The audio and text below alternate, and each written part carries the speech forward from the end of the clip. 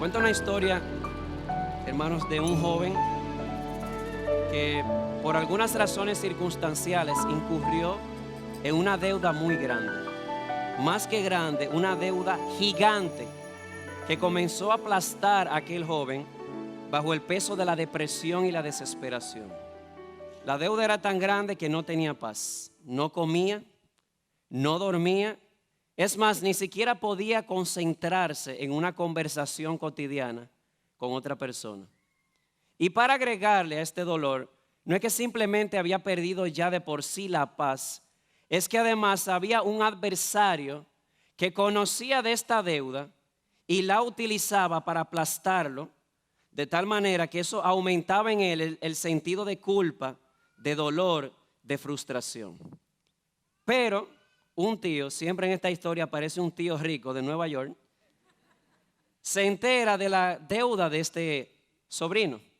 Así que decide enviar una cantidad considerable de dinero para saldar aquella deuda. Y desde que aquella deuda fue saldada, el joven comenzó a comer, comenzó a dormir, comenzó ya a concentrarse y a hablar bien con la gente. Y más aún, aquel adversario, su boca fue cerrada. Ya no podía usar la deuda para atormentar a aquel joven. Y hermanos, yo creo que eso es lo que nosotros celebramos cada vez que tomamos de la cena del Señor. Que por la obra de Dios en Cristo en la cruz hemos sido liberados de la culpa y del terror del pecado. Y quiero que iniciemos viendo esto de que hemos sido liberados en Cristo de la culpa de nuestro pecado. Noten que el versículo 13 dice: y cuando estabais muertos en vuestros delitos y en la incircuncisión de vuestra carne, os dio vida juntamente con él, habiéndonos perdonado todos los delitos. Y el primer concepto que quisiera resaltar en el texto es el concepto del perdón. ¿Qué es el perdón? Bueno, más que definirlo, vamos a describirlo. Lo primero es que el perdón, según el texto, supone culpa. O dicho de otra manera, donde no hay culpa no se puede hablar de perdón. Para que haya perdón tiene que haber culpa, pecador, pecado, malhechor y delito. Noten que dice: habiéndonos perdonado todos los delitos. Así que el perdón supone culpa. De otra manera no habría que perdonar. Pero no solamente el perdón supone culpa, también supone gracia. De hecho, la palabra perdón en el griego es carizámenos. La palabra raíz dentro de este es caris, que se traduce como gracia. Y es más, no hay que ir muy lejos. La palabra en español es perdón, perdonar. No sé si nos habíamos dado cuenta que dentro de la palabra perdón aparece la palabra don o donar, que significa regalo. De modo que el perdón supone culpa, pero también supone gracia, supone un regalo inmerecido. Por tanto, el perdón nunca exige un pago o un ajuste por causa del delito. Porque si lo exigiera, ya no fuera entonces perdón. El perdón, por lo que supone, es un regalo inmerecido. Y dice Pablo, Cristo nos perdonó. En otras palabras, eso supone que éramos culpables, pero Dios nos ha dado un regalo, una gracia, el perdón. Ahora bien, ¿qué nos ha dado? ¿Cuál es ese don que nos ha dado en el perdón? Escuchen estos textos y me gustaría que los analicemos profundamente. Salmo 103:12, oigan cómo dice: como está lejos el oriente del occidente, así alejó de nosotros nuestras transgresiones. Isaías 43:25 dice: yo, dice el Señor, yo soy el que borro tus transgresiones por amor a mí mismo y no recordaré tus pecados. Y Hechos 3:19 dice: arrepentíos y convertíos para que sean borrados vuestros pecados. Así que sí, el perdón supone culpa, pero también supone gracia, supone un regalo. ¿Qué regalo? Que nuestros delitos y nuestros pecados son borrados en el tribunal divino. Esa es la gracia que se nos da. Alguien definió el perdón como el perdón divino, como el abandono de Dios o la renuncia de Dios a que nosotros le compensemos equitativamente por la traición que hemos hecho contra Él. ¿Me explico? Tengo aquí al hermano Zoilo. Imaginen por un momento que tomo sus anteojos, los tiro al piso, los piso, los rompo en 25,000 pedazos. Definitivamente hay una culpa y yo debo pagar los espejuelos. Pero resulta que el hermano Zoilo dice, mira, tú tienes que pagarme mis espejuelos, es lo justo. Tú deberías compensarme de una manera justa por lo que has hecho. Sin embargo, yo renuncio a mi derecho de que tú me pagues los espejuelos. Claro que él va a tener que pagarlos porque alguien va a tener que pagar. Y de hecho eso es un aspecto muy importante del perdón de Dios, como veremos más adelante. Así que, ¿qué es lo que sucede cuando Dios nos perdona? Lo que sucede es que Dios renuncia a su derecho de que nosotros le compensemos a Él de una manera equitativa por la traición cósmica que hemos cometido contra Él cada vez que pecamos. Y eso es lo que nosotros celebramos siempre y en especial cuando tomamos de esta mesa. ¿Qué? Que a pesar de que estábamos muertos en nuestros delitos y pecados, Dios abandonó su derecho de cobrarnos a nosotros la deuda que teníamos contra Él y se la cobró a Jesucristo en la cruz del Calvario. Y es por eso que somos perdonados. Y aquí surge la pregunta, ¿cómo lo hizo? ¿Cómo el Señor abandonó su derecho a que nosotros le compensáramos a Él por el mal que habíamos hecho? Bueno, la realidad es que Dios no nos perdonó por un ajuste de cuentas. Esto no se trata de tomar tus malas obras y ponerlas en un platillo, tus buenas obras y ponerlas en el otro platillo de la balanza a ver cuál pesa más. Es muy común escuchar personas pensar de esta manera. Ellos creen, eso es fácil, lo bueno de un lado, lo malo de otro. Si lo bueno que yo he hecho pesa más, entonces yo seré perdonado. La realidad es que no funciona así con Dios. Eso sería absurdo, de hecho, por dos razones. Primero, porque nunca lo bueno que yo he hecho puede anular lo malo que yo he hecho. Ahí está usted en su vehículo, va manejando, se cruza el semáforo en rojo y de aquel lado lo espera un AMET y le dice, sus papeles por favor. Ahí viene la multa. Usted debe pagar por haber violado la ley. Y usted le dice, usted no puede cobrarme a mí. No tiene ese derecho. ¿O por qué? Yo he pasado 1000 veces por este semáforo y 999 veces yo he cumplido la ley. Esta es la única vez. Aquí no se trata de que 999 veces has respetado el semáforo. Hoy lo violaste y debes pagar por eso. Así que si aquí hay alguien, un visitante, un amigo, que pensaba que el perdón de Dios se obtiene él nivelando en una balanza lo bueno y lo malo, estás equivocado. Lo bueno que tú has hecho no puede anular lo malo que ya has hecho. Eso debe ser pagado. Además de que lo bueno que tú crees que has hecho o que nosotros creemos que hemos hecho, ¿sabes lo que dice Dios a través del profeta Isaías? Que nuestras justicias son como trapos de inmundicia delante de Dios. Yo quisiera explicártelo y voy a ser un poco crudo porque la Biblia habla así. Y seguro que lo sabes. ¿Qué es un trapo de inmundicia? Vamos a decir que en términos presentes es una toalla sanitaria. Y yo sé que nos ponemos, wow, algo grotesco. Así de grotesco es cuando tú pretendes presentarte delante de Dios y le dices, mira Señor mi justicia. Delante de un Dios que es 3 veces santo, delante de un Dios que aún los serafines deben cubrirse sus rostros porque no pueden soportar la magnitud de su grandeza y de su trascendencia. Así que el Señor perdona nuestros pecados. Él renuncia a su derecho, pero la manera de renunciar a su derecho no es poniendo en una balanza lo bueno y lo malo. Primero, porque lo bueno no va a quitar lo malo que hemos hecho. Y segundo, lo bueno que hemos hecho también es defectuoso. Así que aquí viene la pregunta. Si Dios me perdona, entonces, ¿cómo lo hace? Y Pablo responde El perdón no es por un ajuste de cuentas. El perdón es porque el acta de los decretos es cancelada en la cruz del Calvario. No hay otra manera. Miren conmigo, versículo 14. Habiendo cancelado, noten el verbo, habiendo. Esa es la manera en que Él perdonó nuestros pecados. ¿Cómo nos perdonó?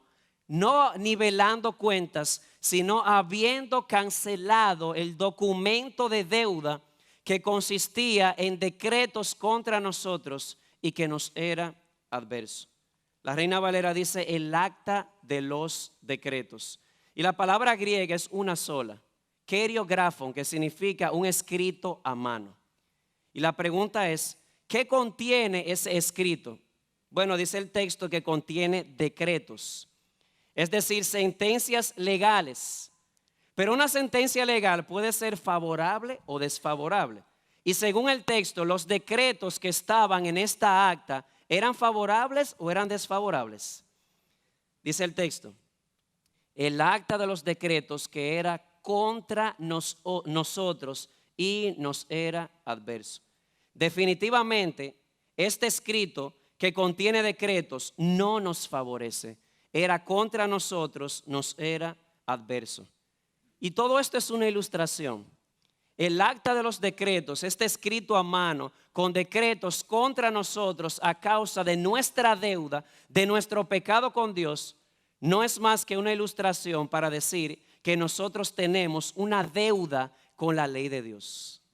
Todo ser humano tiene una deuda en el tribunal divino. De hecho, el pecado se presenta en la Escritura como una deuda que debe ser saldada. Y quisiera ilustrar esto por medio de una anécdota o tomando la ilustración de una anécdota de esto del acta de los decretos. Vendría siendo, imagine un gran salón lleno de archivos, lleno de gavetas, cada archivo con muchísimas gavetas. Cada gaveta es un compendio de sus pecados. Así que imagine un inmenso salón donde una gaveta dice malos pensamientos, los suyos y los míos. Otra dice malos deseos, otra dice malas palabras, otra dice malas obras, ya sea por omisión o por comisión. De eso es que estamos hablando. Es una ilustración de las demandas de la ley contra nosotros, de la deuda que tenemos con la justicia de Dios y todo eso registrado por escrito. Es una ilustración, vuelvo y repito. E imaginen que en ese salón está registrado todo pecado. Allí está registrado aquel día en el parque cuando tú viste con lujuria aquella jovencita que estaba mal vestida.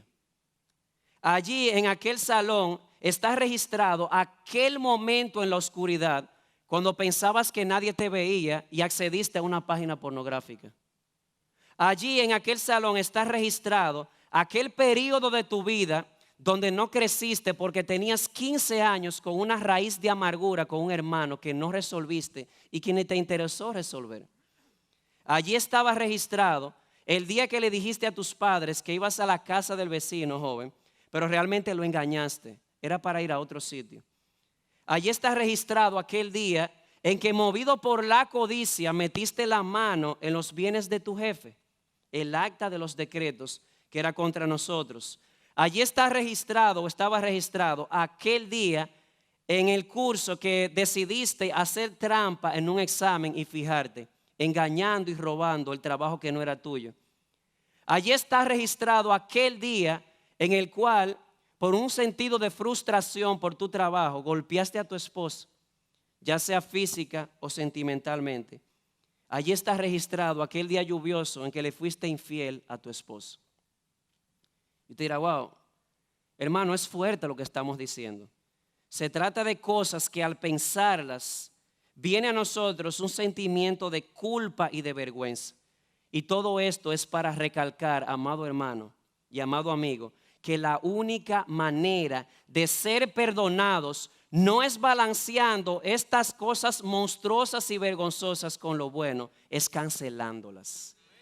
Y la buena noticia para todos nosotros es que Dios canceló todas esas monstruosidades en nuestras vidas.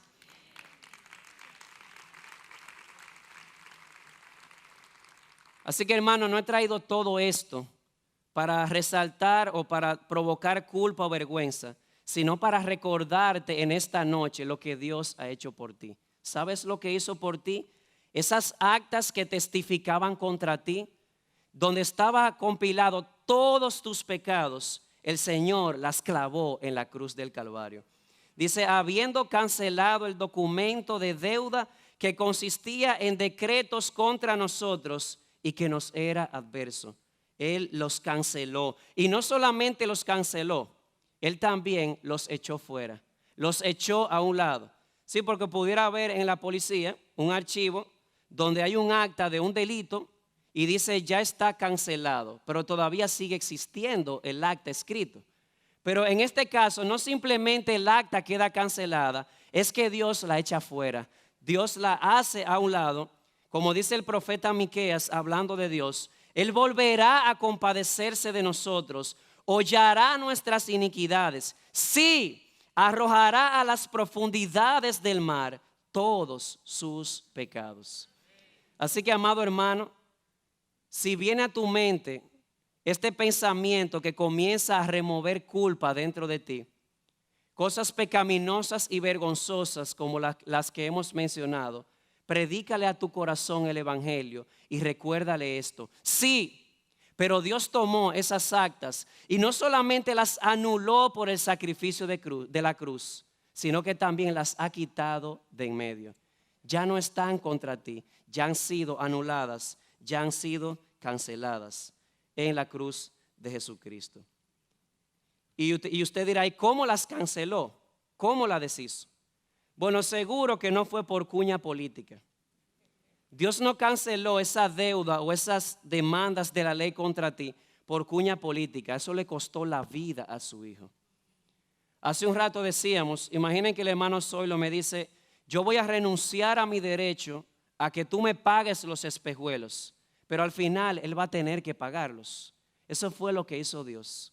Dios el Hijo vino al mundo, nos perdonó y no simplemente renunció a su derecho de que yo le pagara, Él pagó por mí, Él pagó por ti. De modo que la manera de cancelar estas monstruosas y vergonzosas actas fueron clavándolas en la cruz del Calvario. El archivo fue borrado y fue limpiado porque Jesús, el Hijo de Dios, tomó esas actas y donde estaba nuestro nombre lo borró y lo firmó con su nombre y con una tinta indeleble, su propia sangre. Allí está su nombre registrado en esas fichas.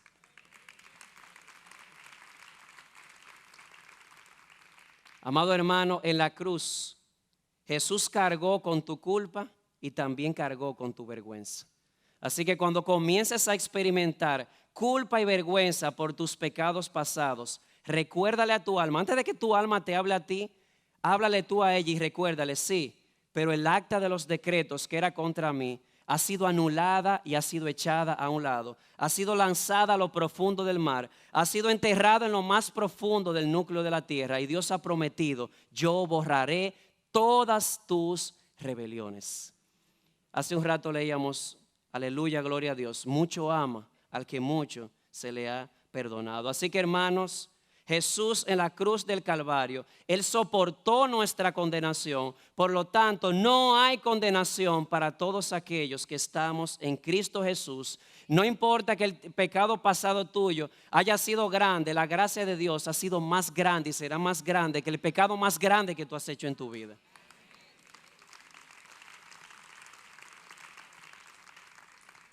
Pero la muerte de Cristo no solamente nos libra de la culpa del pecado, también del terror del pecado.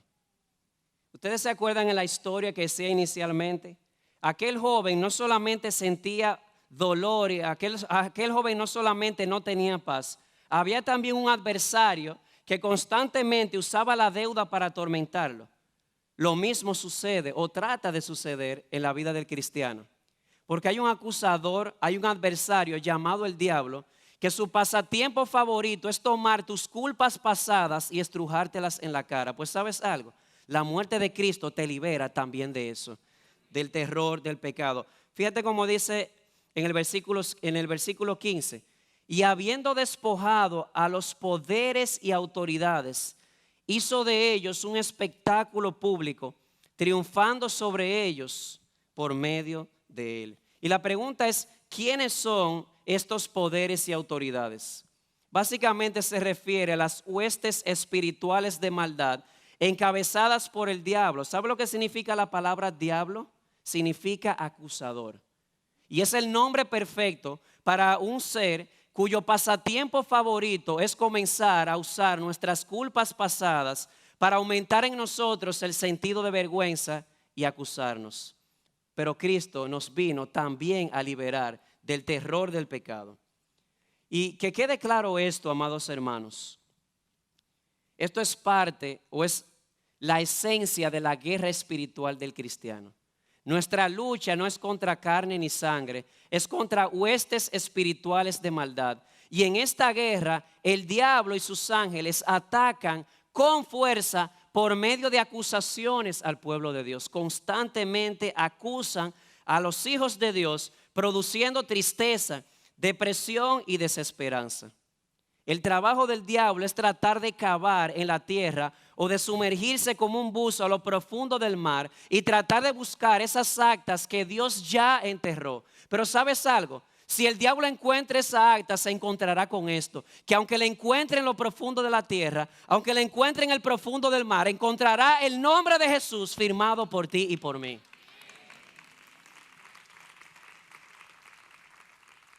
Sus municiones, sus balas en este enfrentamiento son sus constantes acusaciones al Hijo de Dios.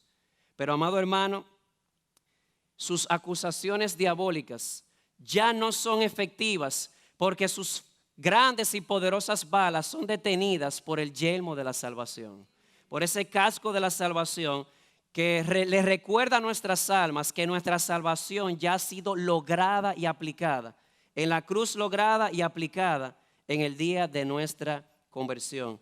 Así que cada vez que el diablo desentierre una de estas actas, estoy hablando en términos ilustrativos, y quiera usarlas en tu contra, recuérdale a tu alma que allá él encontrará la firma de Jesús en tu lugar.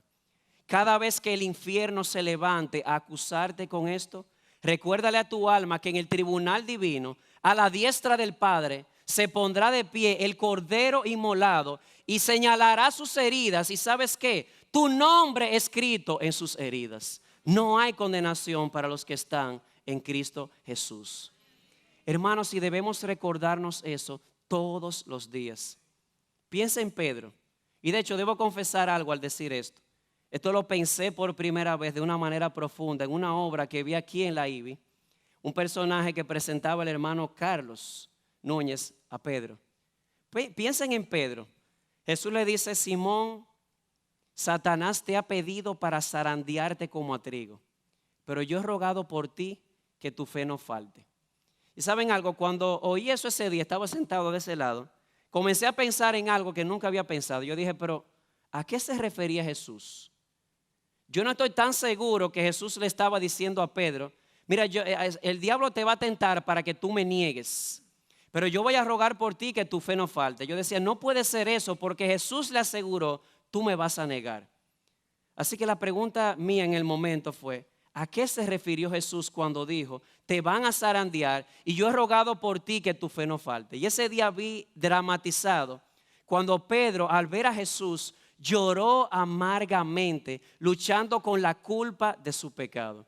Así que ahí estaba Pedro revolcándose en el cieno de su culpa, luchando con este pensamiento depresivo: yo he traicionado al maestro, y el diablo zarandeándole, diciéndole: no hay para ti esperanza. Y Jesús le dijo: Pedro, yo he rogado por ti que tu fe no falte. ¿Sabes algo, hermano? Es cierto, se necesita fe para vencer las tentaciones, pero creo que a veces creo que se necesita más fe para que luego que tú has caído en el pecado, tú sigas creyendo que la muerte de Jesús es suficiente para pagar por tus pecados. Así que no importa que el diablo muebla un peón, un alfil, un caballo, una torre, una reina, un rey. El Rey de Reyes en la cruz ya le dio un jaque mate. No importa cuánto haga.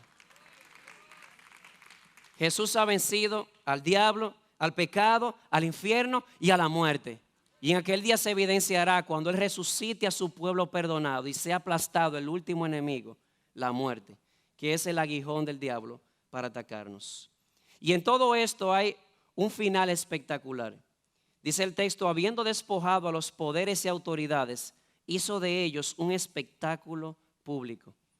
Y el lenguaje es, o la idea, la de un emperador que ha conquistado a un enemigo y luego de conquistarlo, vencerlo y desarmarlo, ahora lo amarra a su carroza y lo pasea y exhibe públicamente a los enemigos ahora desnudados y derrotados.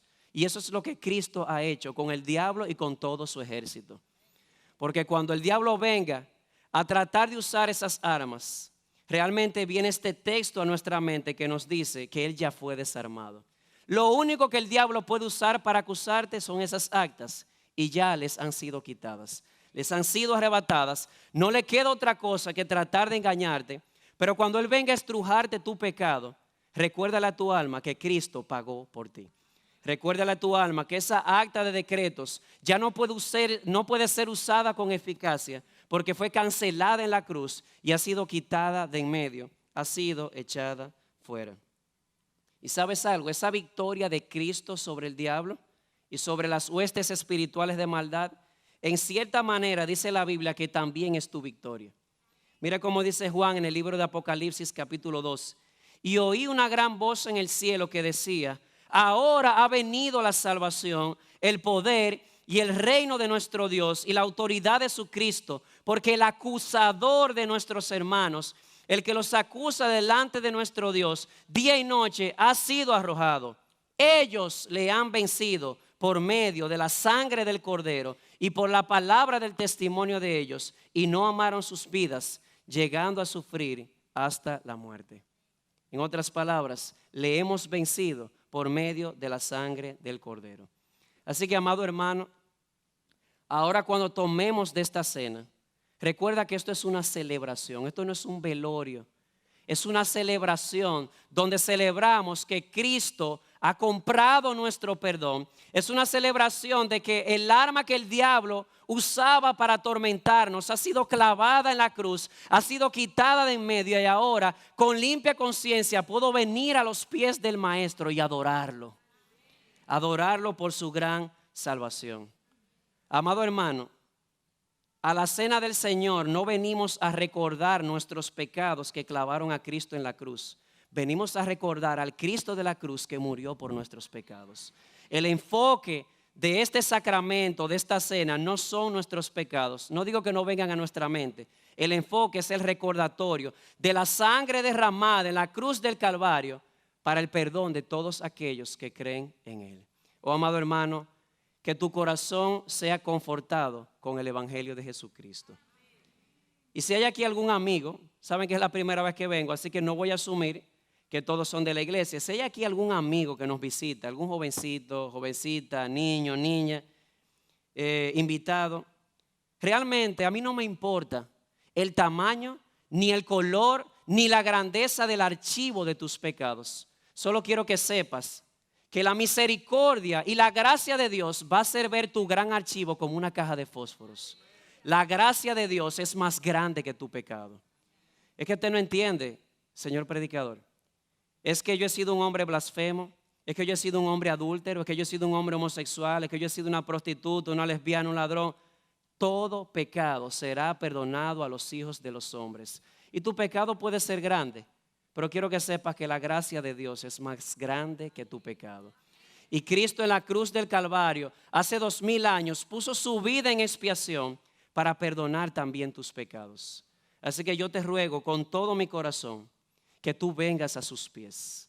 No pienses que tu pecado es muy grande. Oye lo que dice el Salmo 103, 10 al 12.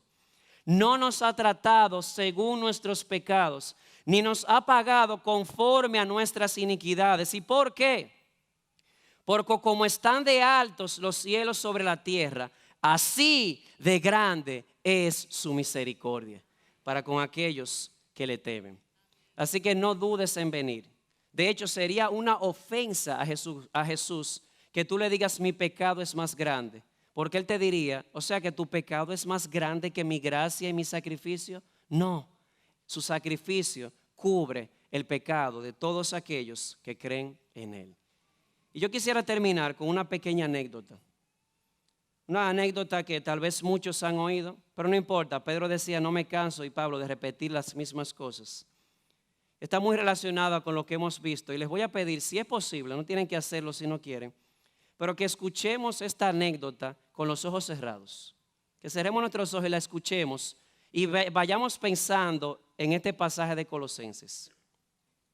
La anécdota se llama El día en que Jesús guardó silencio. Dice, es una anécdota, recuerden. Aún no llego a comprender cómo ocurrió, si fue real o un sueño. Solo recuerdo que ya era tarde.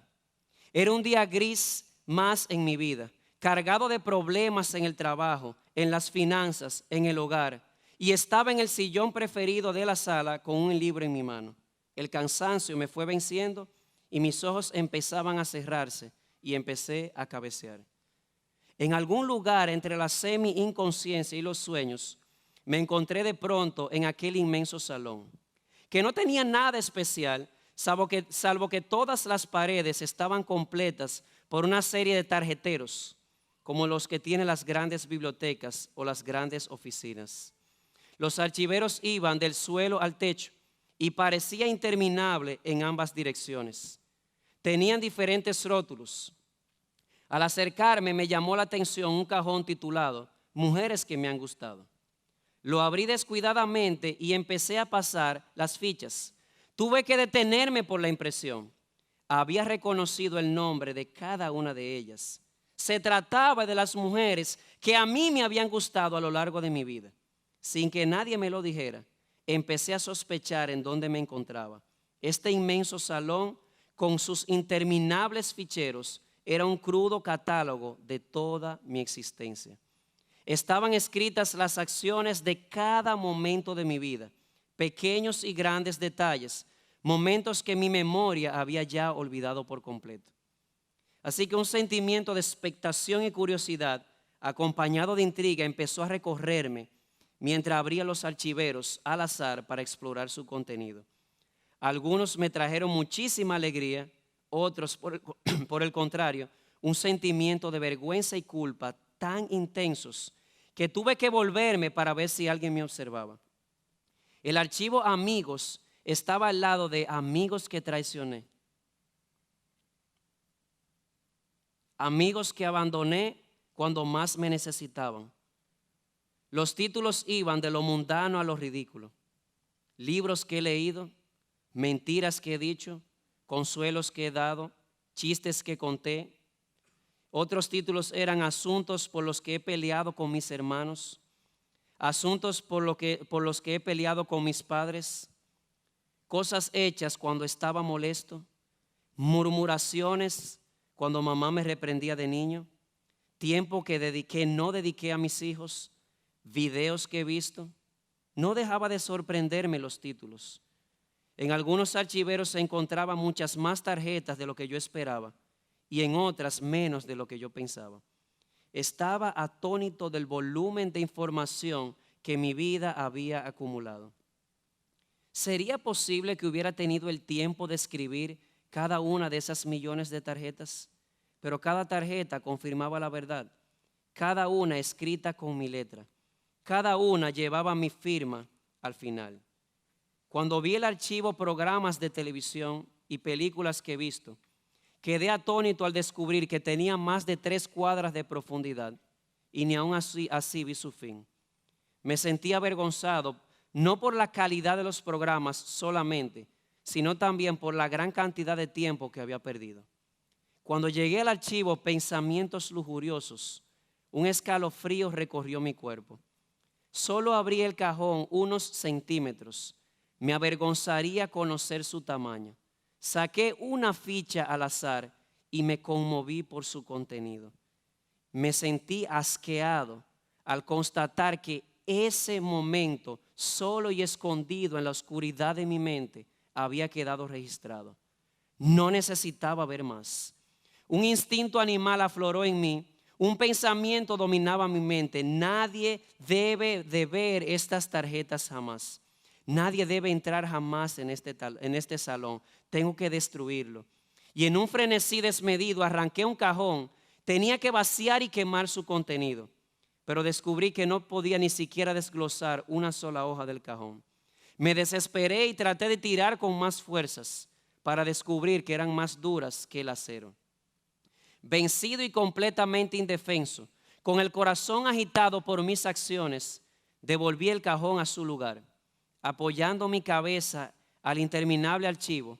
Testigo invencible de mis miserias y falsedades, empecé a llorar como un niño.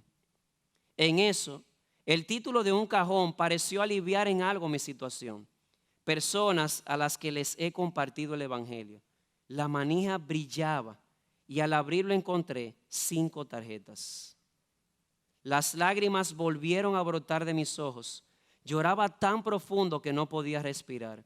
Caí de rodillas al suelo llorando amargamente de vergüenza, de culpa.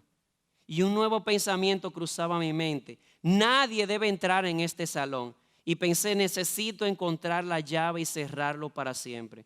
Y mientras me levantaba apresuradamente y me limpiaba las lágrimas y miraba por todas partes, queriendo desesperadamente encontrar las llaves del salón, fue entonces cuando lo vi, parado frente a la puerta de aquel salón, con un resplandeciente brillo, y dije, no, por favor, no, él no, cualquiera menos Jesús. Impotente vi cómo Jesús entró y abría los cajones y leía cada una de mis fichas. No soportaría ver su reacción. En ese momento no deseaba encontrarme con su mirada. Intuitivamente Jesús se acercó a los peores archivos y pensé, ¿por qué? ¿Por qué necesariamente tiene que leerlos todos? ¿Por qué hace eso? De repente vi cómo se acercaba a mí y con una profunda tristeza en sus ojos buscó mi mirada y yo bajé la cabeza de vergüenza. Me llevé las manos al rostro y empecé a llorar de nuevo. Él se acercó, puso sus manos en mis hombros. Pudo haberme dicho muchas cosas, pero él no dijo ni una sola palabra. Fue el día en que Jesús guardó silencio y lloró conmigo. Volvió a los archivadores y desde un lado del salón empezó a abrirlos uno por uno. Y en cada tarjeta firmaba su nombre sobre el mío. No, le grité. Lo único que atiné a decir fue no. Cuando le arrebaté la ficha de la mano, su nombre no tenía por qué estar en esas fichas. No eran sus culpas, eran las mías. Pero allí estaba, escritas en un color rojo vivo jamás visto. Su nombre cubrió el mío, escrito con su propia sangre. Tomó la ficha de mi mano, me miró tristemente y con una leve sonrisa siguió firmando las tarjetas. No entiendo cómo lo hizo tan rápido. Al siguiente instante lo vi cerrar el último archivo y venir a mi lado. Me miró con ternura a los ojos y me dijo, consumado es. Ya he cargado con tu culpa y con tu vergüenza. Alabado sea Jesús.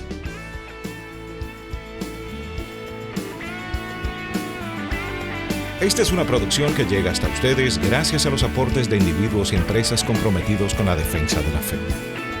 Para más información, preguntas y comentarios, visite nuestra página de internet www.integridadysabiduría.org. En esta página encontrará información sobre la producción de este y otros recursos que ponemos a su disposición, como también las formas en las que usted puede contribuir con la producción de programas como estos. Les invitamos nuevamente a visitar nuestra página de internet www.integridadysabiduría.org. Será hasta la próxima, cuando nos reencontremos en su palabra.